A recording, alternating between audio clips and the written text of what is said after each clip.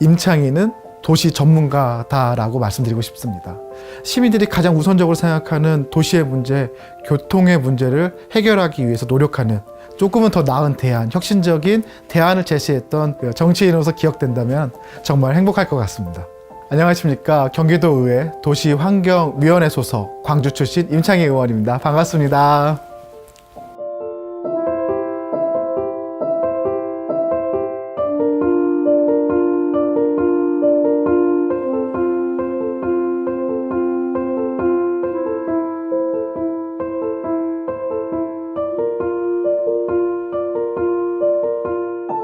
사실은 아버지께서 정치활동을 하셨습니다. 아버지께서 지역에서 정치활동을 하셨는데요. 광주라는 곳은 사실은 민주당이 당선되기 어려운 지역이었습니다. 하지만 그 지역에서 정치적 균형, 정치적 역할을 위해서 낙선된 걸 아시면서도 도전을 하시게 됐고, 그런 모습을 통해서 정치라는 것을 알게 되었습니다. 또한 아버지를 통해서 그 멋진 정치인분들을 볼 수 있는 기회들이 있었습니다. 그 정치인분들이 나의 이익, 사적 이익이 아니라 마을을 위해, 공동체를 위해, 그리고 우리 사회를 위해 노력하시는 모습을 보고서 정치인의 꿈을 가지게 됐습니다. 정치라는 것은 목표나 결과가 아니라 과정이라고 생각합니다.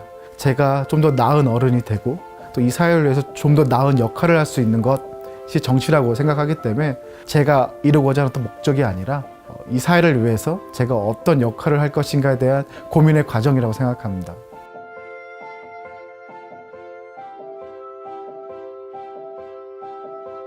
우선 제 지역구인 광주를 먼저 말씀을 드려야 될 것 같습니다.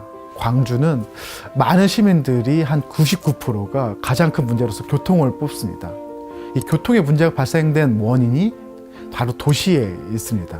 광주는 계획적인 도시 개발이 아니라 난개발로 진행이 됐고, 그런 과정에서 교통의 문제, 교육의 문제, 환경의 문제가 확장된 상태입니다. 이 문제를 현재 상황에서 근본적으로 해결하기 위해서는 도시의 문제를 다시 접근을 해야 된다고 생각합니다.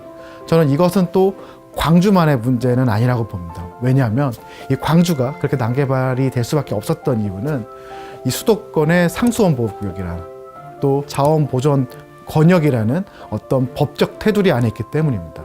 저는 이 수도권, 경기도가 더 발전하고 그리고 더 혁신하기 위해서 이러한 규제들을 현재 시점에서 다시 한번 재설계를 해야 된다라는 주장을 하고 있습니다. 이 상수원 보호구역으로 지정된 이 지역들이 오히려 주택은 난개발돼서 하수든 환경을 더 오염시키고 있고요. 공장도 산업단지라든지 공업지역이 아니라 주거와 혼재돼서 공장들이 들어서서 오히려 주민들의 삶을 더 파괴하고 있습니다.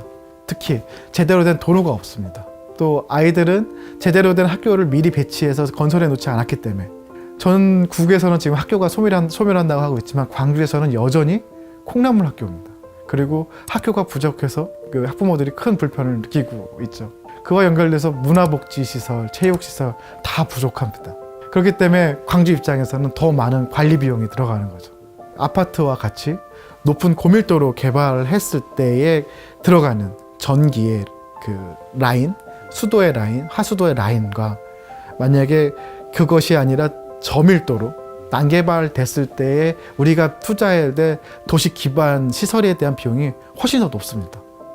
근데 반면에 들어오는 세금은 적고 써야 될 것이 많기 때문에 광주는 항상 인구가 증가함에도 불구하고 관리 비용에 문제가 생기고, 그러다 보면은 공공 서비스가 부족해지고, 그에 따라서 도시 경쟁력은 점점 더 악화될 수밖에 없는 그런 악순환의 고리가 되어 있고, 이거를 어떤 방식으로든 끊어야 된다는 생각을 가지고 있습니다.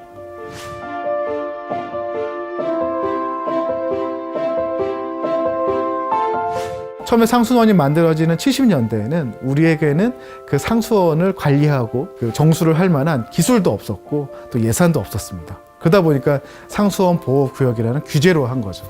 특히나 90년대, 2000년대 우리 사회 환경 문제가 커지면서 규제를 늘려나갈 수밖에 없었습니다. 근데 하지만 지금의 그 상수원의 수질을 보면은 이 규제로 인해서 수질이 개선됐다라고 보기보다는 환경 기초 시설, 그러니까 우리가 흔히 말하는 하수 처리 시설이 더 많아지고 또 기술이 더 높아졌기 때문에 가능했던 건데요.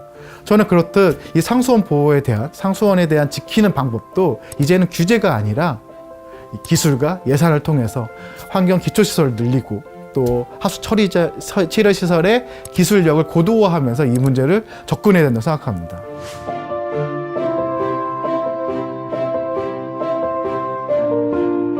이게 또 기회입니다. 지금까지 이 규제로 인해서 이 지역은 상대적으로 낮은 집값 그리고 주민들의 그러니까 요구하는 수익률이라고 할까요? 기대치도 높지 않은 상황입니다.